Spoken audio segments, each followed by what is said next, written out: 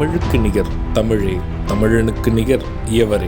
2 அடியில் நம்மால் எதுவும் செய்ய இயலாது என்று எண்ணும் மனிதனிடத்தில் 2 அடி குரலில் எதையும் நம்மால் செய்ய முடியும் என நம்பிக்கையை ஊக்குவித்தது திருக்குறள். வணக்கம் ஐயா. வணக்கம். இன்னைக்கான குறள் என்னங்க ஐயா? இன்னைக்கான குறள் அதிகாரம் 109 தகையன குறுத்தல். குறள் எண் 1088. ஒன்னுதற்கோடைந்ததே ஞாட்பினுள் நன்னாரும் உட்குமென் பீடு. இந்த குறளுக்கான பொருள் என்னங்கய்யா?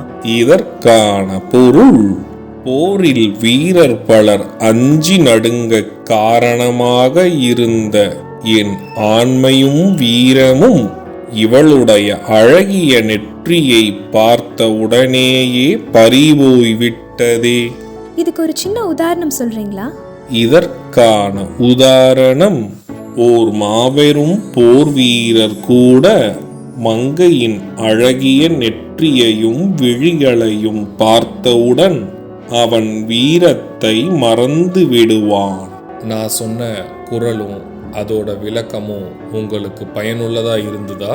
ரொம்பவே பயனுள்ளதா இருந்தது. சரி பசங்களா, நாளைக்கும் இதே மாதிரி சுவாரஸ்யமான குறளை பார்ப்போம். நாளைக்கும் இதே மாதிரி இன்னொரு குறள் பத்தி தெரிஞ்சுக்க ஆர்வமாவும் இருக்கும்.